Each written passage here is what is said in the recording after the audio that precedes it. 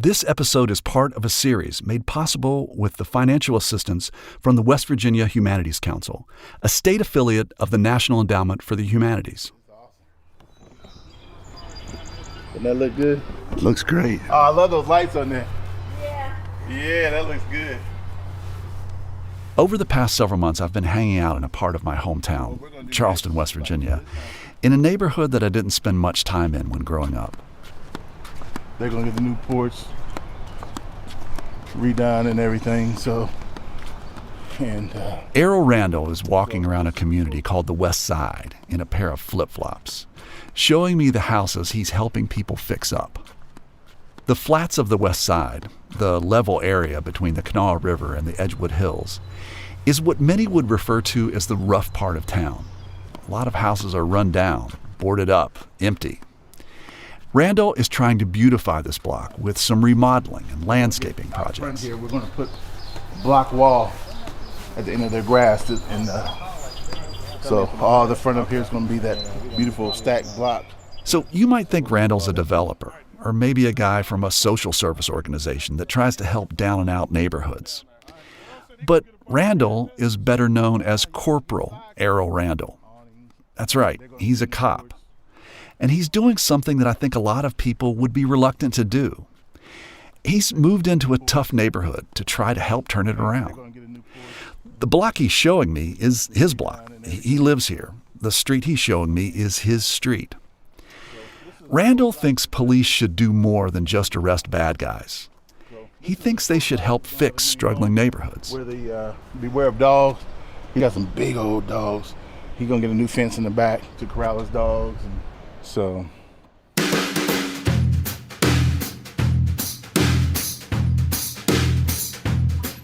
From West Virginia Public Broadcasting and PRX, this is Us and Them. It's the podcast where we tell stories from America's cultural divides. I'm Trey Kay. Corporal Errol Randle moved to the West Side in 2015. Today, 3 cops are homeowners in the neighborhood. They're part of a program that helps them purchase dilapidated houses, fix them up, and move in with their families. When I first heard about this, I wanted to know, who are these guys who are willing to do this? I mean, I can see wanting to do something to help the West Side too, but would I be willing to move there to be a part of that change? So I was thinking this was going to be a story about these urban pioneers. But it's more of a story about how City Hall and a neighborhood can work together, or not. And what say does a community, in this case a poor, mostly black community, have in determining their own destiny? The west side of Charleston stands out from the rest of the city in several ways. It's racially mixed, but historically, it's where a lot of African Americans have lived for centuries. Back in the 1800s, the West Side was a series of 5 farming plantations that used slave labor to maintain their operation. Today, Charleston's a small city, about 50,000 people, and about 15% of the residents are black, and many of them are clustered on the West Side. The West Side's different in other ways, too. Lori Andrus, a professor at West Virginia University, decided to put those differences on a map. We collected a lot of demographic data about Charleston because I wanted to be able to compare the west side of Charleston to the rest of Charleston and the rest of West Virginia. The West Side starts on the west bank of the Elk River. The Flats area is the poorest neighborhood in Charleston, and that's what Andrus is mapping. So people with no vehicles, highest unemployment rates, unoccupied homes, abandoned homes, low educational scores, low graduation rates, median income. All of the lower rates were on the west side of that river that runs through Charleston. As you might imagine, those demographics lead to others. Higher crime, higher drug activity, higher incarceration rates. Many people in other parts of Charleston think of the West Side as a dangerous place to avoid. My wife and I had to really carefully consider where we wanted to live. That's Jacob Cooper. He's a patrolman with the Charleston Police Department. Out in the country was where we originally wanted to be. He's in his early 20s, and he and his wife were looking to buy their first house. They were intrigued by the idea of renovating a house in a neighborhood that was struggling. And, we just thought and thought and thought about it. And we just felt called to take advantage of this program, not because we needed to, but because our gut was telling us to. And once the decision was made, we have not looked back, and we're very excited to be where we're at. Cooper says a lot of his fellow officers questioned his decision. He heard the same criticisms over and over. That it's silly to move myself and my wife into a place that's potentially dangerous. This, that, and the other. That's from other police officers. Yeah, that's other officers, my colleagues. Not talking bad about them by any means at all, because I totally and completely understand what they're saying. But I just could not ignore what I felt inside of me to do. We're in the 1500 block of 6th Avenue, Charleston's west side. That's Corporal Errol Randle again. And we're standing right in front of my home. Randle got $50,000 from a program called West Invest to buy this house and remodel it. That's right, $50,000 bought and fixed up this house on the west side. The idea came from a federal program that encourages cops, firefighters, and teachers to fix up rundown houses in poor neighborhoods and move in. But the federal program's only available in select neighborhoods, and there isn't a single one of them in West Virginia. So Randle and another police officer convinced the city of Charleston to start West Invest. Randle's house clearly stands out on the block. It has a crisp paint job and a new front porch. The lawn's green and groomed and not littered with stuff like some of the other houses on the block. Come on in. Have a seat. He took me inside to have a look. Can I sit next to you on the couch? Sure. Anywhere you want to. Well, this is a nice looking home. Well, thank you. I mean, really nice. Thank you. It definitely didn't look like this about 2 years ago. Well, tell me about it. Well, there was an abandoned car out back. Randle says this house was in rough shape when he first got it. When you would walk in, the ammonia from the urine and the feces that had been allowed to gather inside the home because of animals was so bad it would take your breath away. And what's crazy about this whole thing is this house is relatively young for a house because it was built in 1998. And so the level of disrepair was Patrolman Cooper's house was also in need of some love. When you walked in here, before you even saw anything, you were slapped in the face with the smell. There was so much urine on the floor that it had soaked up to about eye level into the wall. There was needles everywhere all over this house. I also found a baggie of black tar heroin that is one of the most potent types of heroin they've got. Both Errol Randle and Jacob Cooper have already moved in, and another officer, Eddie Whitehead, is still fixing up his house. Randle says the program could eventually bring 10 officers to the west side. We're talking about neighborhood revitalization, lowering crime, and we're talking about home ownership. And so we knew the only way that you can make that happen is you had to have the catalyst. And the catalyst is us by way of safety. We promote safety. So being in a neighborhood, having a cruiser parked out in front of our home, which is every officer that participates will have a police car to serve as that omnipresence. That gives you that baseline of safety. Rates of violent crime on the west side have actually dropped in the recent years. But shootings and burglaries still happen more than anyone would like. Sure, says Corporal Randle, you can always call 911, but there's a big difference between calling a cop and calling a cop you know. We're a resource that's right there in the community that people can come and talk to us on a first-name basis and say, I have this issue or I have that issue. Can you help me? Randle says it's all about connections in the neighborhood and at headquarters. If one of his neighbors has a problem, he knows precisely who to talk to down at the station. All we have to do is pick up and we call our friends who are also police officers that are in charge of all these different divisions and say, we need help. And it works awesome. Randle says he's gotten a warm welcome for most of his neighbors. We went on a drive to find some of them. See that house there, this brick house? Right. They're able to participate in Project West Invest. They own their home. He's a retired firefighter, but everybody on the block gets a $2,500 upgrade.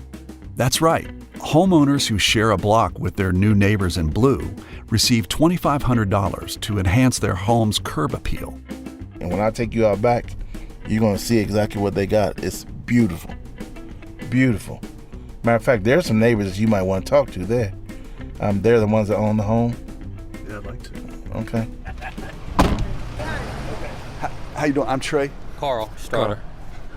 Just around the corner, you have an Officer Cooper who's moving in, and then Officer Whitehead is right over here. How do you feel like the neighborhood's reacting? It's all positive. I don't hear anything but positive things.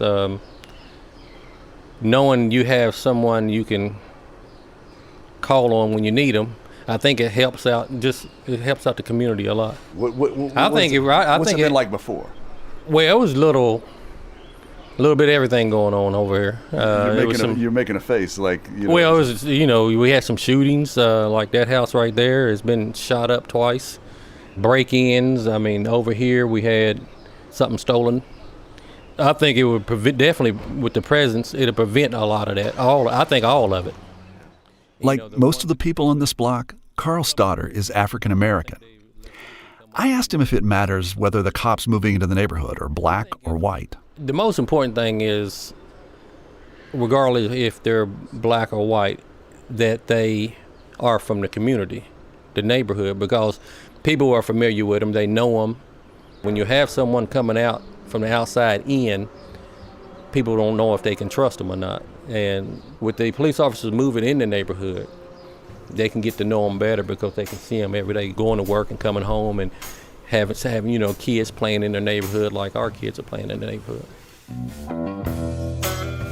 When we come back, we'll hear from some West Side residents who, if they've heard of it at all, aren't necessarily pleased with the West Invest program. They set up their meetings when the average working person cannot make it and then call it they had a public hearing. Who can come to a meeting 9 o'clock on a Wednesday? I'm Trey Kay, and this is Us and Them, which is supported in part by the West Virginia Humanities Council, the CRC Foundation, and the Daywood Foundation. Music lifts us up and brings us together, even when we can't get together in person. Mountain Stage brings you live performances on the air, online, and in our podcast. They remind you how it feels to be in a live audience listening to live music. This is Larry Gross, host of Mountain Stage. Find a link to our stations and our podcast online at mountainstage.org.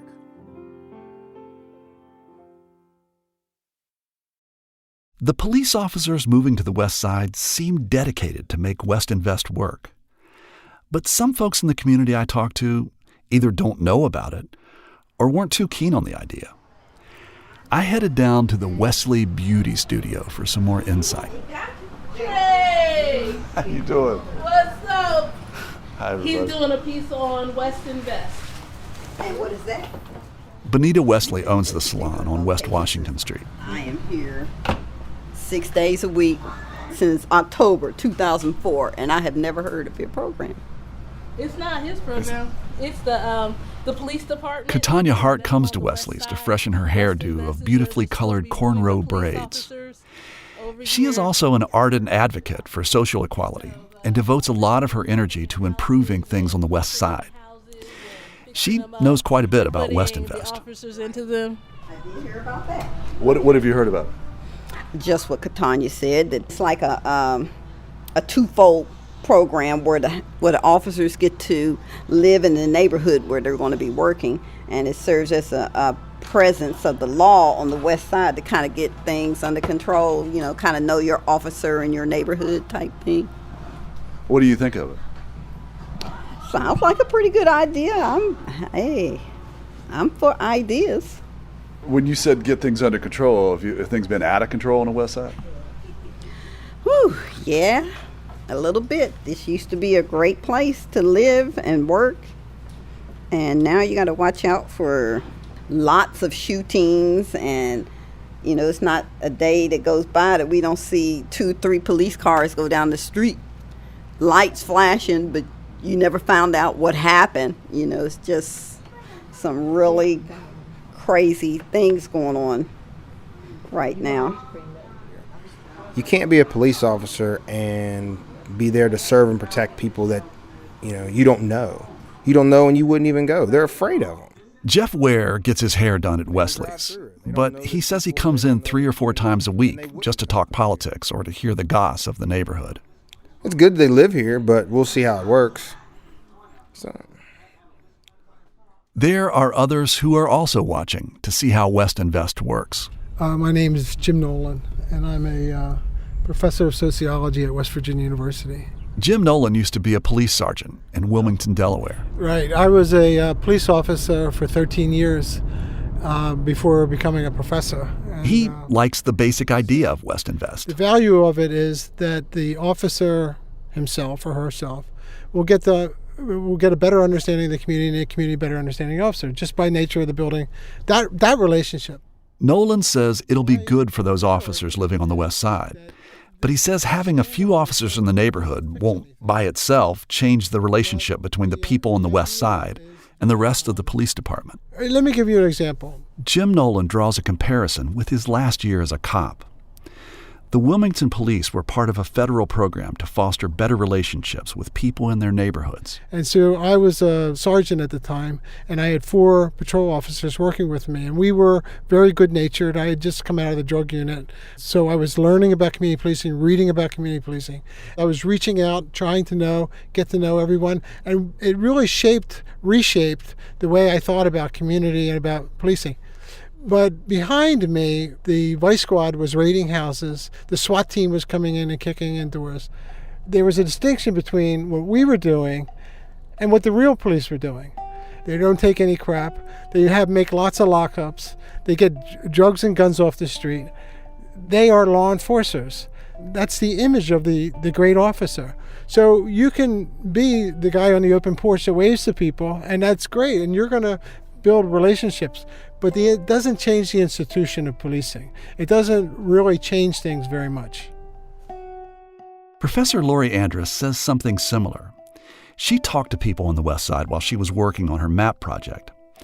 She says it seemed to her like it was being done to the people on the West Side, more than it was done with them. She used a parable to make her point. Suppose you were invited to spend the night in a castle, and you got the keys from the mayor of the next city over. And so you came to that castle and you went inside, and then you realized there were people who lived in the castle. They didn't even know you were coming. You were invited by the mayor who lived in the next city over, who said they had authority to do that. And there was no input from the people who already lived in the castle. Andrus says that's how some people talk about police officers moving into the West Side. So who participated in the decision-making about that program? Who gets to choose the officers? Who get the homes? Was there any consideration for community development corporations that already exist on the West Side who could rehab the homes or build the homes? Who determined that simply having a policeman's car on the block in that neighborhood is going to be a deterrent? Is there something else we would like for the cops to do once they take ownership of a home in our neighborhood?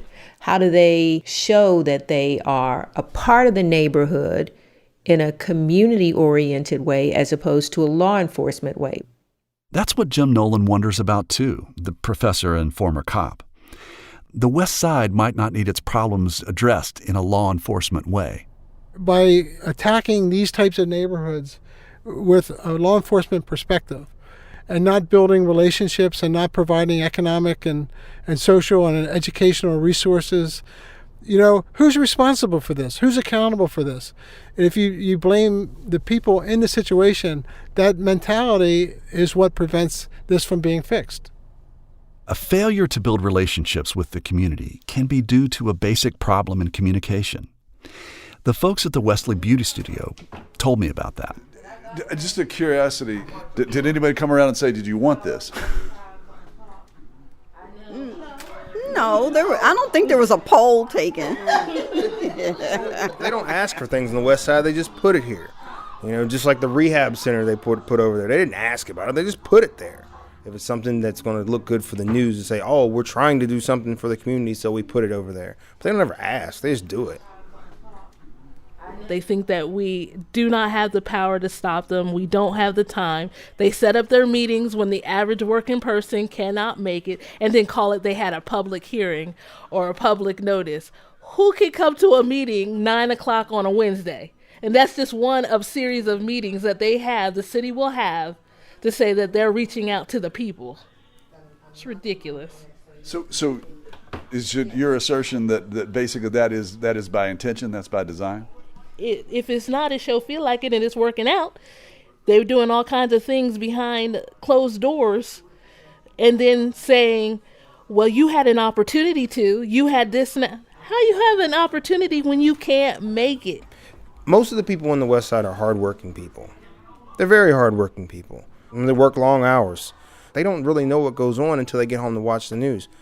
And then by then, the politicians have made their decisions of what they're going to do with something right next door to their home. They don't know. This would have been better if you're looking for improvement in West Invest had there been a little more involvement from the bottom up. Lou Tyree has worked on community development in Charleston for decades. He grew up on the West Side, and today he's on the board of Charleston's Urban Renewal Authority, or CURA, which authorized the funding for West Invest. I do sit on the CURA board, and I've been in meetings where people have said that they've had no input or they knew little of anything about the West Invest project and would have loved to have had a chance to provide some input into the West Invest project or the concept, because they may have had some different ideas using the same financing tool. I think what irritates these people is that you provided this very creative financial tool for certain classes of people, and yet there are those of us here who are toiling day to day. None of us who live here are getting an opportunity, and it doesn't appear that this program offers that to us. And that's what I'm saying. Why weren't we engaged? This isn't the first time Charleston's African Americans have been left out of the decisions that determine their community's fate. As with many discussions on race and urban planning, there is some history here. In the first half of the 20th century, Charleston's Triangle District was a thriving sector spanning a wide strata of economic levels, from black doctors and entrepreneurs to bootleggers and prostitutes. In the late 1960s, city officials decided to route the new Interstate 64 right through the Triangle District, obliterating the established businesses and neighborhoods. That decision was made by mainly what I call the white wealth group here in Charleston. It was fought by the then strong black leaders in Charleston, but to no avail. Many of those displaced by the interstate then made their homes on the west side. So the legacy of that battle, that loss, is what you see on the west side now. Lou Tyree says some west side residents have started to take a stand. They're showing up at more meetings and asking questions. West Side residents have said they're no longer going to let others make decisions for them because that has not worked out really well for the West Side. Despite its failure to engage the community before its rollout, he does believe in the West Invest program. West Invest concept is a great idea because, yes, we need to invest in the West Side, but you've got to start asking the people, what do you want? And the problem with doing that is you may not have been able to launch it right away because the community will probably offer you some creative ideas that wasn't in your original plan that would make more sense for them. I would think that if you opened up the channels for discussion with the people on the West Side, it's messy. They don't know Robert's Rules of Order. It is messy because watching even the small window of the CURA meetings, which have now changed, meetings in the past we'd have 9, 10, 12 people. Now, since April, the room is packed with 30 or 40 people, many who don't know the Robert Rules of Order, and usually public comment is an afterthought. It's a 10-second, let's close the meeting out. Now when we ask for public comment can last almost an hour, and now the public is saying, explain this to us. They're saying things and saying words that make a lot of CURA board members very uncomfortable. And I know that they want people to stop coming to these meetings and slowing the train down and questioning what they're doing. And I keep saying we have to operate in the light. And that is a different mindset when you're so used to like making these great decisions and saying this will be good for the community. Now the community is there and they're saying, what do you mean it's going to be good? What are you really trying to do? Because they're not leaving until they can see and get answers that are clear enough for them to understand. And so as far as I'm concerned, that's a good thing. That's democracy. Yes, it is. So recently, I drove by Corporal Randle's home. I was stopping by just before leaving town. He was out in front of his house. We started talking. Before I was able to switch on my recorder, his next-door neighbor waved him to come over. Apparently there was some domestic thing going on, and she was looking for Randle to intervene. So as I'm waiting here, sitting on Errol Randle's porch, there's a police officer who's shown up, a white police officer, and he is knocking on the door to the house that's right next to Corporal Randle's.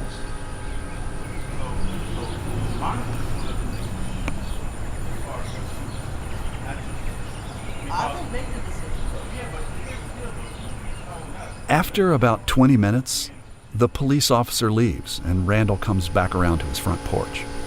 So, did I just see an example of West Invest? You just did. You just did. You just did.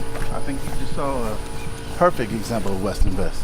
It was a situation where it's a dispute between a boyfriend and girlfriend that they're having some issues, and you know, they weren't able to resolve the issue. I'm here, and I was able to give some advice to resolve the situation immediately, and give them the resources and things that they needed, or the strategies to move forward.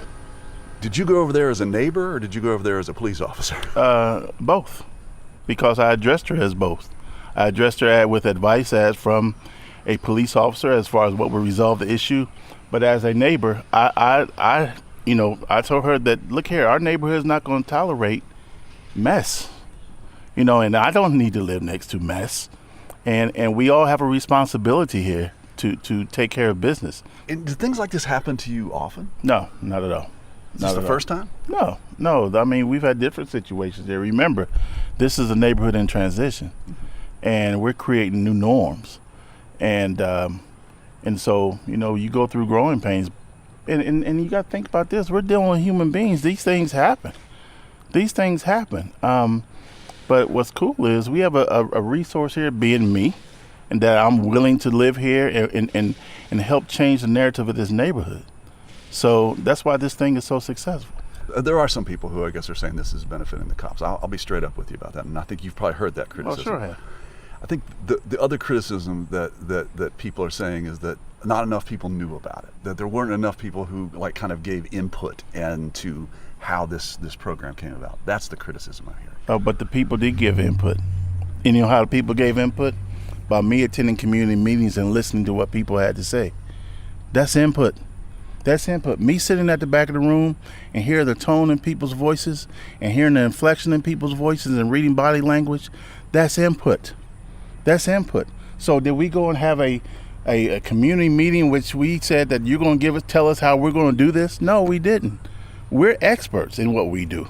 But what we felt was we could provide a piece of the puzzle to neighborhood revitalization that's not here. We're not that solve all.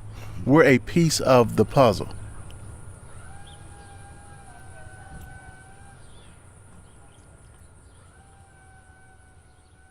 I have to tell you, when I spend time with Errol Randle, I feel inspired.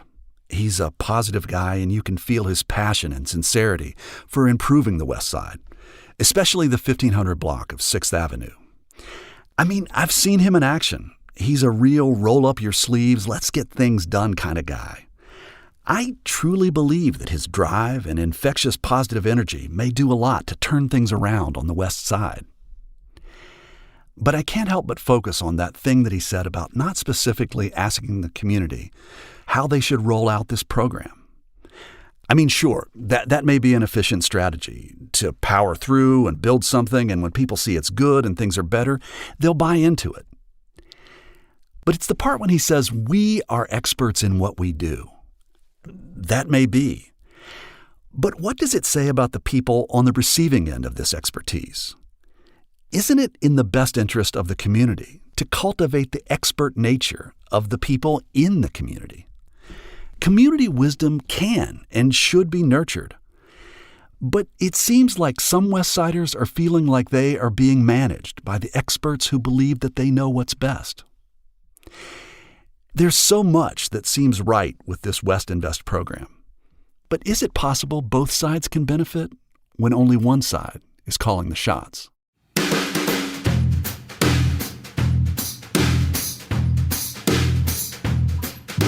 You've been listening to Us and Them. Our show was written and produced by me, Trey Kay, Chris Julin, and Mitch Hanley. Loretta Williams is the editor. Joni Deutsch is our digital producer. Michael Lipton and Tristan Lozow wrote and performed the Us and Them show music. Mark Lerner designed our logo. Rita Krisafi and Mariana Trofimova provide us with images for the web. The marvelous people at PRX and West Virginia Public Broadcasting make Us and Them possible. So do grants from the Corporation for Public Broadcasting, the National Endowment for the Humanities, the West Virginia Humanities Council, the CRC Foundation, and the Daywood Foundation. Us and Them was originally developed with assistance from the mentorship program at AIR, the Association of Independents in Radio. Hey, thanks for listening, and we'll see you next time on Us and Them.